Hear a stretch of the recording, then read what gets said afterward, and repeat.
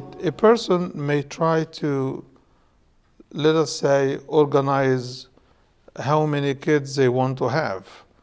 Is this allowed in Islam? The answer is no. You're not equipped even to do that.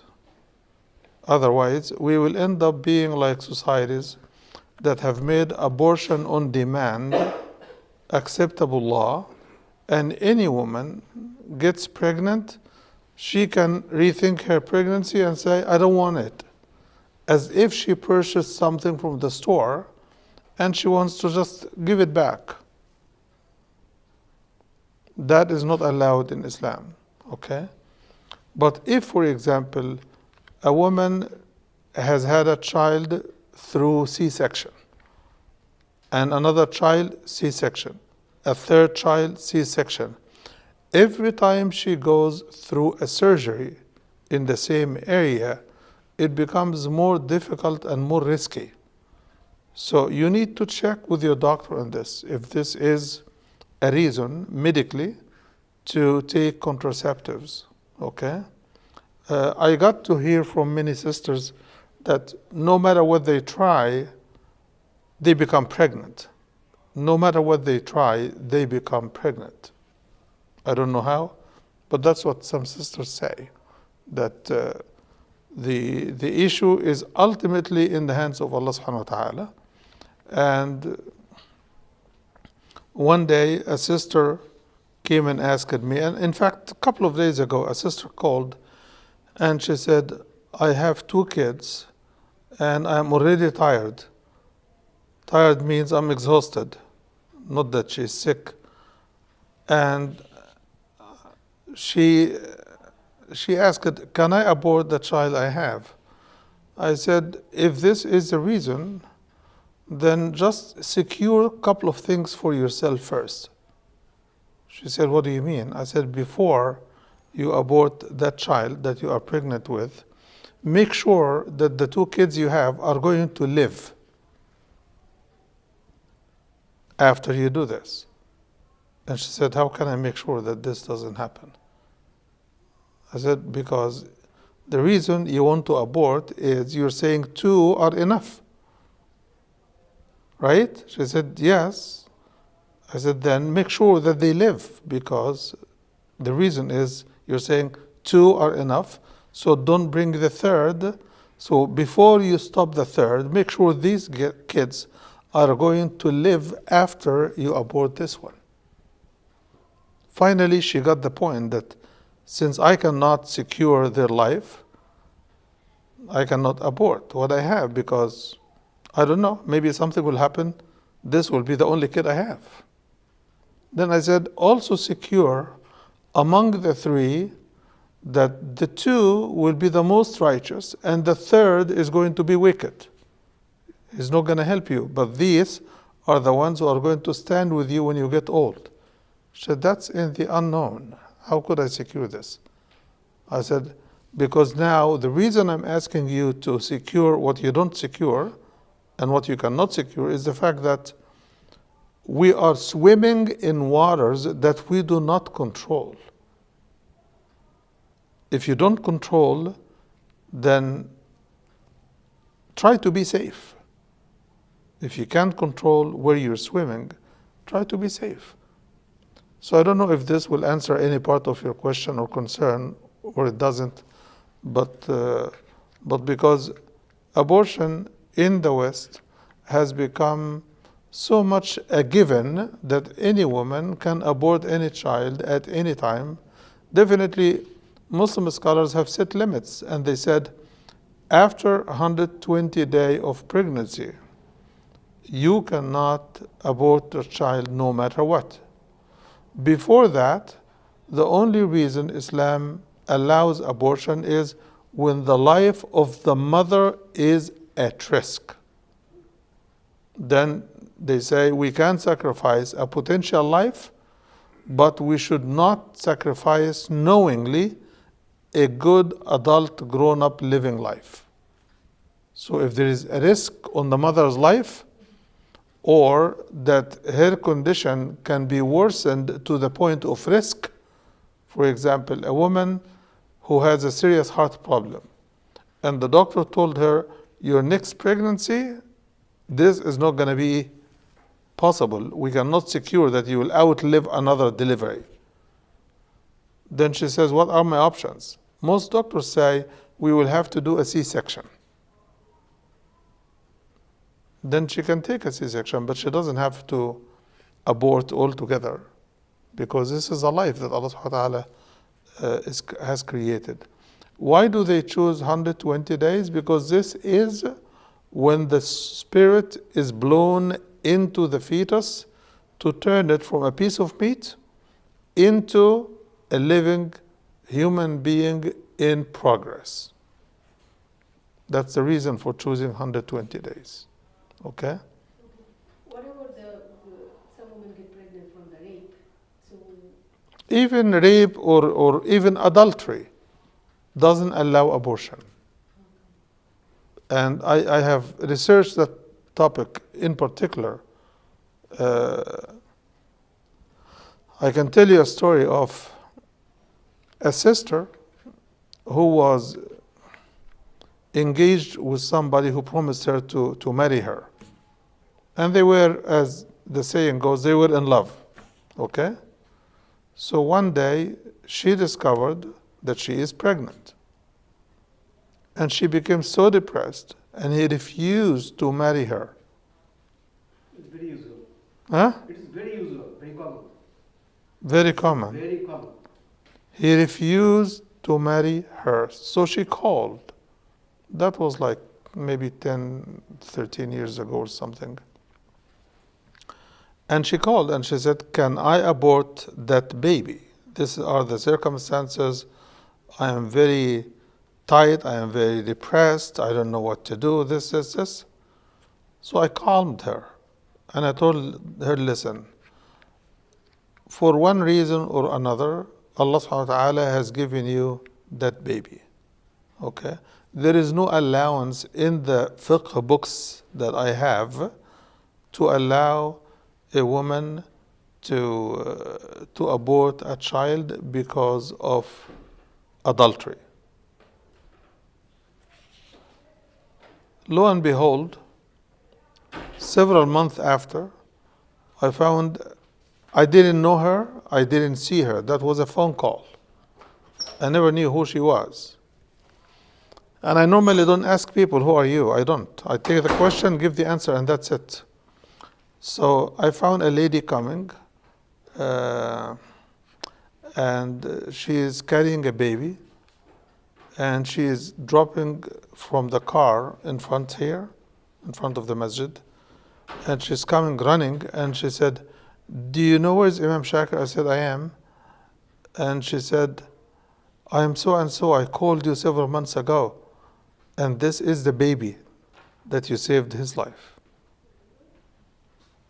And she made a statement, alaykum salam. She made a statement I will never forget. She said, Imam Shakir, I am coming all the way from New York to tell you one thing. If you had told me to abort this baby, if I had aborted this baby, I would have immediately committed suicide. I said, what is the relationship?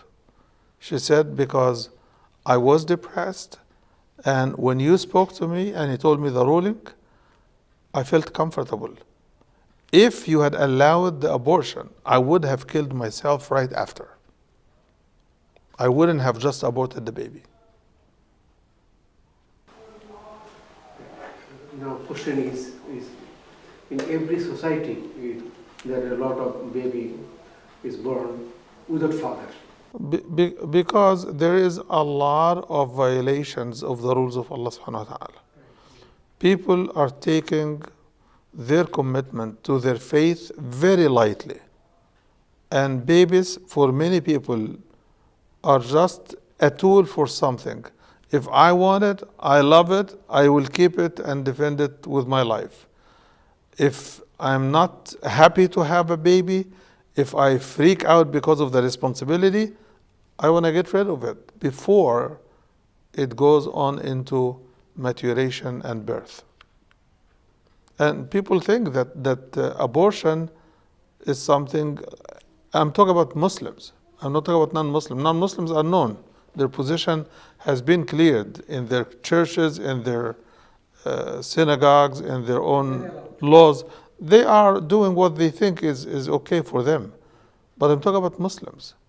Some sisters unfortunately believe that abortion before 120 days is an open-ended choice, no conditions attached. And this is not the case. I just wanted to clarify. That is not the case. Abortion could never be at whim. Whenever I feel like it, I do it. Whenever I like what the baby looks like, then I keep it. That's not what abortion is made for. The other question is about keeping the pregnancy if a woman is raped. That Muslim scholars have said if she cannot bear the baby, psychologically or anything else, she can abort a child. But the stronger opinion, in my view, is to keep it. This is a test, okay? But Muslim scholars, to be honest, in many councils have said that if she feels so tight and so depressed and she cannot come into the public, she cannot live with that reality, she can abort the baby, but she needs to abort it as young as possible.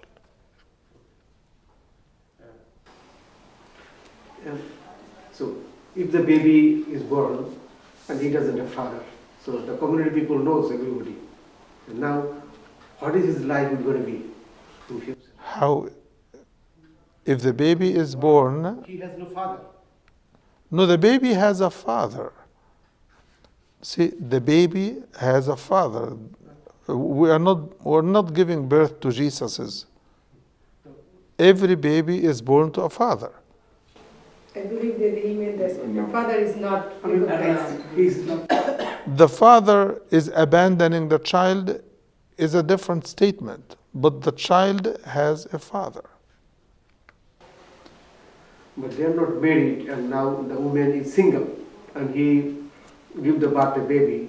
The financial responsibility is on the father who fathered the child, even outside of wedlock. Okay, You mean to say, if a woman commits adultery and she begets a child out of this adultery, right? You're asking, if I may try to restate your question to see if I understood it. You're asking, how could she face the community with that baby? it's horrible. No one going to recognize him. No one going to accept him. Everybody going to curse him. But this is not what Islam says. Islam says, وَلَا تَزِرُ وَازِرَةٌ وِزْرَ أُخْرَى.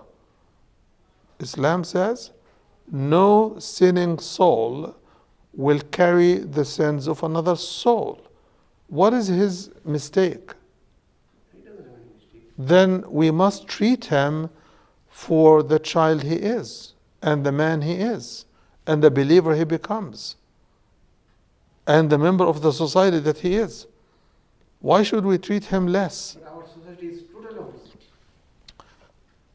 But see, our society, if we go by the norms and customs in our societies, lying will be the norm, cheating will be the norm, stealing will be the norm, deception will be the norm, oppression will be the norm.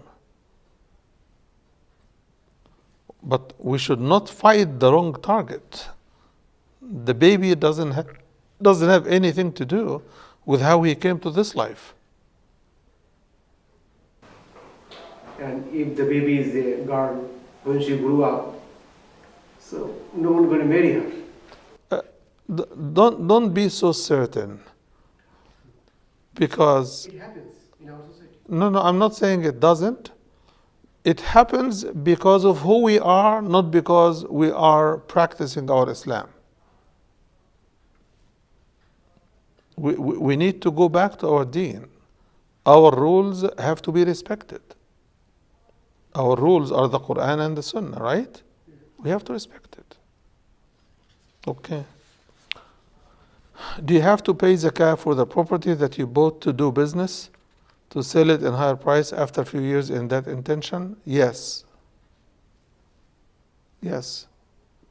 The rule is, if I buy a property, a land or a house or anything like it, and my purpose is not to rent it or lease it and use the return or the rent to benefit, no, I am buying it to make money when I sell it.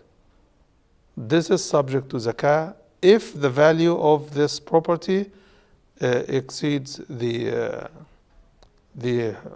zakatable level, or reaches the zakatable level. Zakatable level is 85 grams of gold. You're talking about the profit or the whole amount, the capital and the profit? Okay. This is my property, or this is a piece of land. I purchased it because I know that the land in this area is going up. So I want to sit on it for a few years.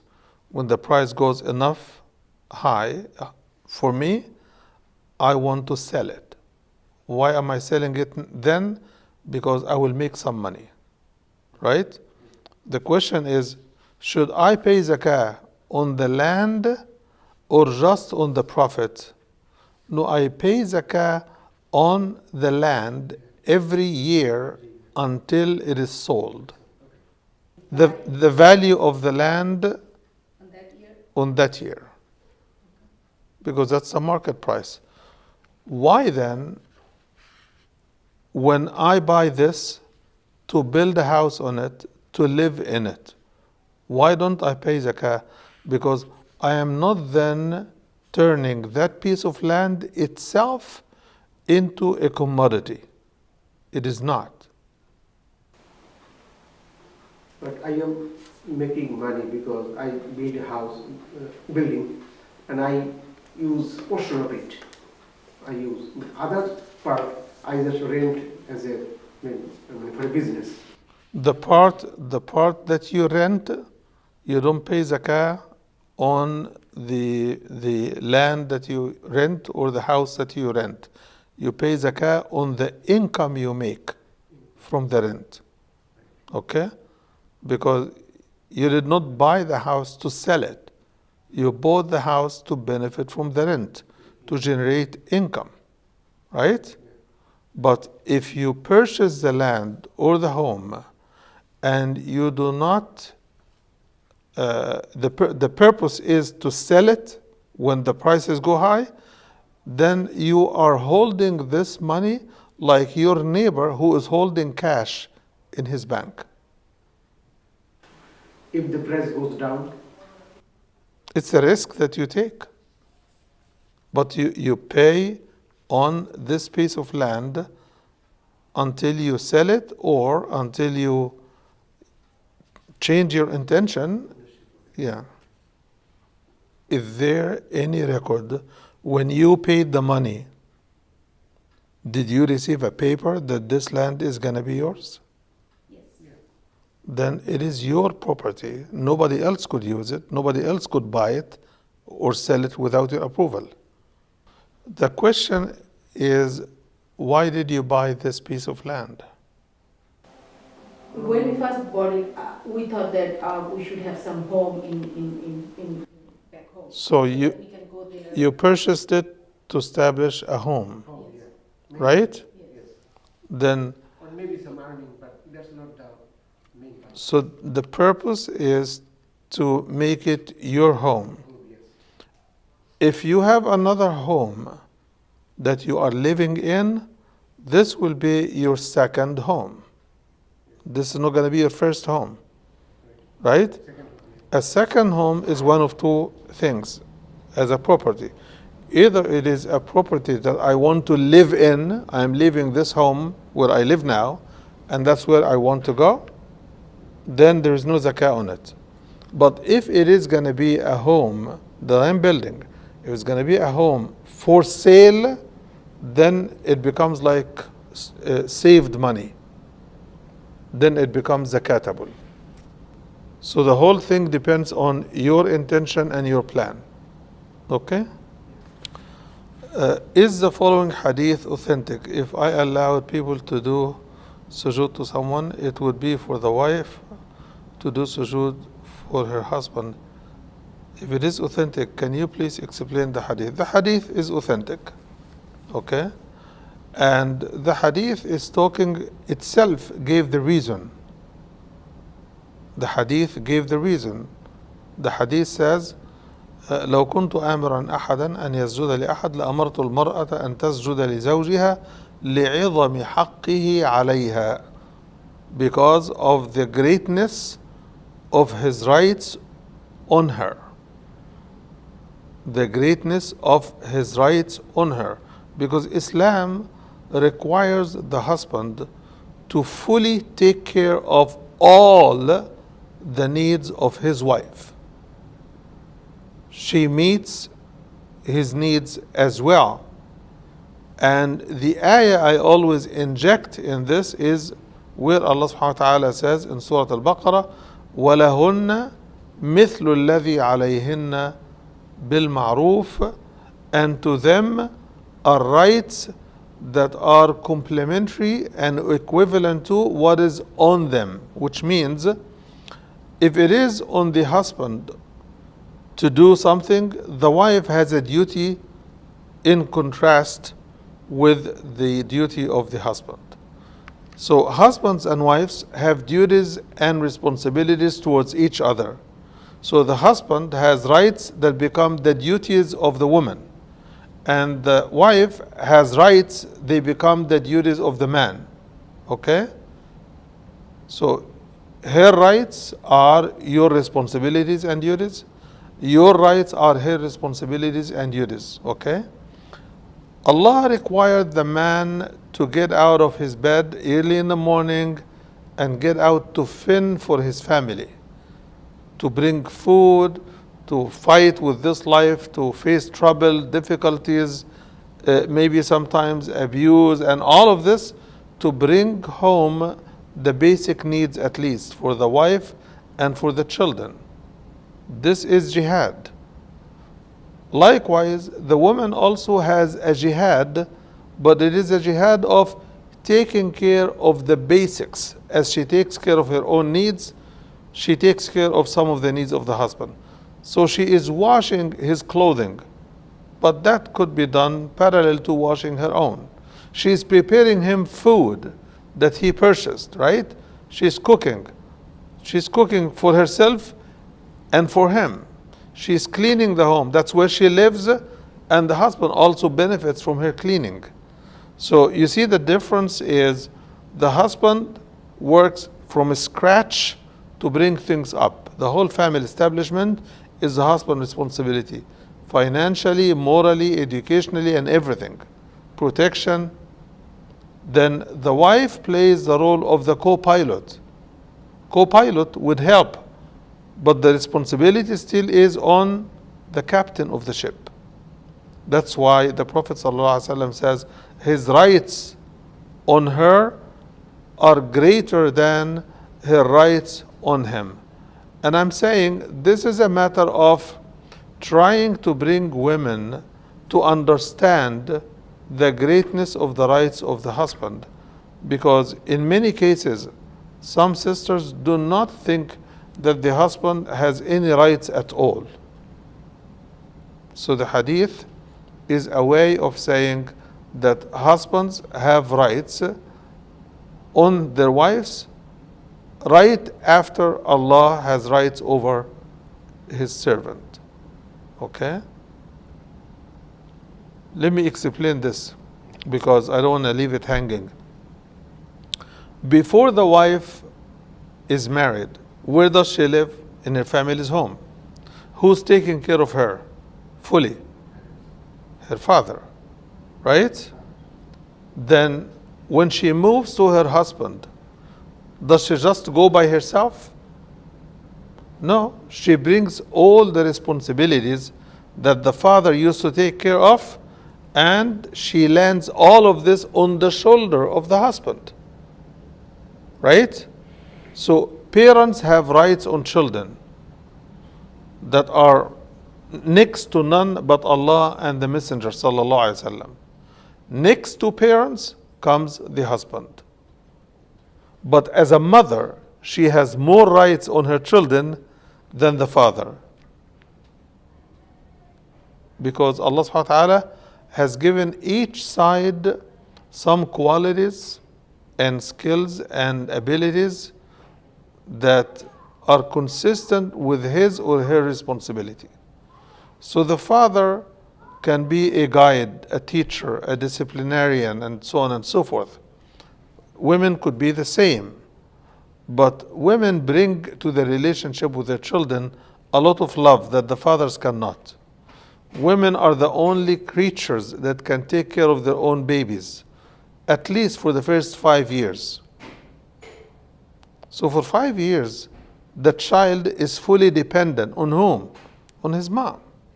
So in the hadith, a man came to the Prophet ﷺ and he asked him, who deserves the best of my companionship? He said, your mother. Then he said, and who's next? He said, your mother. He said, who's next? He said, your mother. Then he said, who's next? After 3 times, he said, then your father. So as a mother, the wife, when she has children and she's taking good care of them, her rights on her children are greater than the rights of the father on the same children. So the wife, she doesn't have any responsibility at home, cooking or washing, or he doesn't have any responsibility. If she does, that is her option, but he is not obligated to do that. Well, if this were true, because unfortunately some Muslim scholars, they come up with opinions that... I was not agree with him, but I want to clarify this. Well, some people have opinions that you cannot find support for it in the history or the practice or the sunnah of the Prophet ﷺ. So one day, Fatima, the daughter of the Prophet ﷺ, she came and complained to the Prophet about the hard work she is doing at home. And she wanted the Prophet ﷺ to judge between her and Imam Ali radiallahu anhu. Okay? She wanted the Prophet to order a servant to serve her at home. And the Prophet ﷺ told her, should I tell you about something better than a servant? She said, yes. He said, after each salah, you read Ayat al-Kursi, you make tasbih 33 times, you make Alhamdulillah 33 times, you make Allahu Akbar 33 times, and you conclude by saying, لا إله إلا الله وحده لا شريك له له الملك وله الحمد وهو على كل شيء قدير. This will complete the 100, and this will be better for you than a servant. The hadith says she never came back to complain again. Asma, the sister of Aisha radiallahu anhum ajma'in, she also came to complain about serving Az-Zubayr ibn al-Awwam and his farm animals, feeding them and doing this besides home care and all of this. And he told her the same thing. So if serving at home was not a duty on the woman, why would the Prophet ﷺ not say this to Fatima when she asked? He could have told Ali, that's not her role. But he didn't. Of course, everybody should do as much as they can. Yeah. Even a servant, when you have a servant, the Prophet sets limits and he says, do not charge them to do things beyond their capacity. And if you do, help them. If you do, help them. Like your child. You tell a child, do this and this and this and this. And the child's capacity is not like an adult. Right? So if you charge a child to do something above his age, above his skills, you help them. Okay, I got the answer. My question is Ayatul Kursi, reading Ayatul Kursi and 70 times. Subhanallah, walhamdulillah, wa la ilaha illallah. These two amal, Rasulullah said after every salah or Yes, every salah. yes, So it helps. yes. Inshallah. According to which hadith is the 15th of Sha'ban significant, and should we do extra prayer on that day? There is no hadith about the 15th of Sha'ban, and there is no significance of the 15th of Sha'ban as far as I understand. There are some hadith, but they are not as authentic to make that day a special day or the night special night. So there is no specific fasting on that day, there is no specific prayer on that day or that night. It would be bid'ah, because ibadah must be rooted in the Quran or the Sunnah of the Prophet. We cannot make ibadah by our own choices of time or place or days or nights or anything. Ibadah has to be done based on the Sunnah of the Prophet sallallahu alaihi wasallam. Can we pray like enough or like as much as we have to follow the If I do this, not that night, like every day or whenever I want to, can we pray enough for prayer? the Quran is open on that. وَمِنَ اللَّيْلِ فَتَهَجَّدْ بِهِ نَافِلَةً لَكَ, and take from the night whatever you could do of voluntary prayer. That is open from the Quran. Not only night, during the day. You could, but not at the times that irregular nawafil are prohibited. Like, can I continue to pray nawafil between Asr and Maghrib? No. Can I do nawafil between sunrise until it rises like 20 or 20 some minutes? No, I have to wait. So after Fajr, when the sun starts to show up, I have to wait until it completely rises in the horizon. So only the haram time, but except for the haram time, I can. Then you can pray anything. Yes. Okay, so how long it takes until the sun is rising? People estimated like 15 to 20 minutes maximum.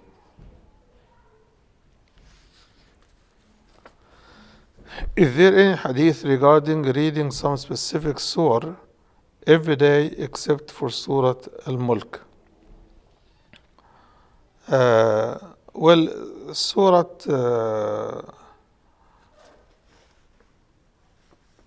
Tabarak, Yasin, Wal-Waqi'ah, wa Tabarak, they are mentioned in one and the same hadith. Yasin, Wal-Waqi'ah, and Tabarak. Surah Waqiyah? Yes.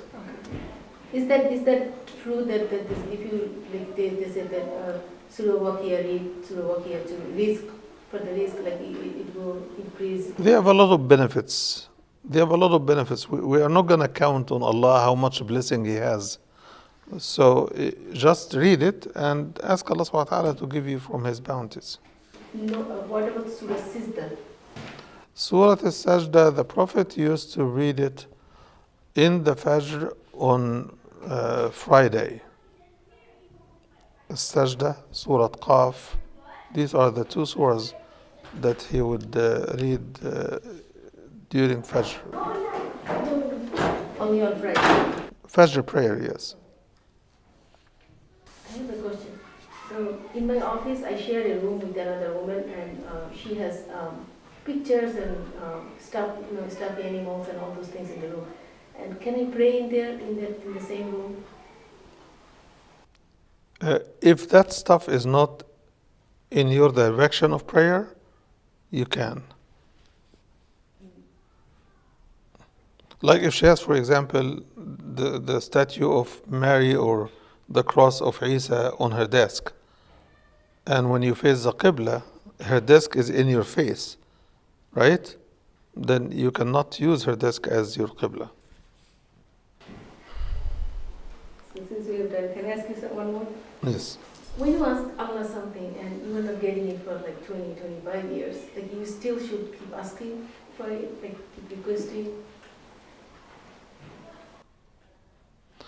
If it is something that righteous people should normally ask for, then keep asking. Like, for example, if I keep asking Allah for paradise for the past 30 years, I should continue for the next 30 years to do the same. Right? Yes. That's one thing. The other is, if it is something that is intrinsically good, I ask Allah to guide my children. Should I stop at any time? No, I should not. Okay? If it is something that is beneficial to people in general or the community in particular, of course I should keep praying. Okay? But if it is something material, like I'm asking you, Allah, to give me a home, to enable me to buy a home, this is kind of like, it pities the giving of Allah subhanahu wa ta'ala. It's like somebody who says, oh Allah, may you please provide me with an apple in the morning and an orange in the evening. Well, go to the market, buy what you want. Okay? But if I don't have a means to something and I keep asking Allah, and I don't know if what I'm asking is really good or bad for me, then I should stop praying, whether it is 1 year or one time or two times. For example, somebody who says, oh Allah, give me a Mercedes car. Allah does not have a garage. He has the whole world. Ask him what deserves to come from Allah. But things that are made by human and subject to buy and sell, then you should make the money and buy what you want. So you ask Allah from His bounties, and His bounties are so broad and so encompassing that you don't want to ask Allah subhanahu wa ta'ala for something trivial and insist on it for 30 years. And you don't do anything. Hmm? And you don't do anything to earn money to buy that money. No, you don't know even if that is good or not. There is a story that I said before. Somebody went to Prophet Solomon, and he went and asked Solomon to please carry me with the wind to India right now. I want to go to India. Solomon was looking at the man and he was smiling, and the man was insisting. So Solomon is looking and he's seeing that the angel of death is almost laughing at the request of the man. So Solomon sent the man to India and he asked the angel of death. He said, why are you laughing at? What are you smiling at? He said, when I came and saw this man sitting with you, Allah subhanahu wa ta'ala had told me to go take his soul in India. Seeing the man sitting with you here, I was wondering, how could he go to India to get his soul in a second? When I saw him insisting to go to India, I smiled. So he is asking for his own demise, not knowing what's going to happen to him in India. So Allah subhanahu wa ta'ala tells us, maybe you hate something, but it is good for you. Maybe you like something that is bad for you. And Allah knows and you do not know. So we should humble ourselves. If I ask Allah for something and He gives it to me, fine. If Allah doesn't give it to me and I keep asking for 30 years and it is something that is not intrinsically good in and of itself, or that I don't have to work and buy it myself, then I should be reasonable. If I want it that badly, I should work for it. Why? Because Allah says, وَأَن لَيْسَ لِلْإِنسَانِ إِلَّا مَا سَعَى. Man will never get except that which he puts effort for. So effort counts, and it's important. I think it is Iqamah time, is it not? Right? So please write down the question that he has about inheritance of the grandchildren. Jazakallah khair. Jazakumullah khair.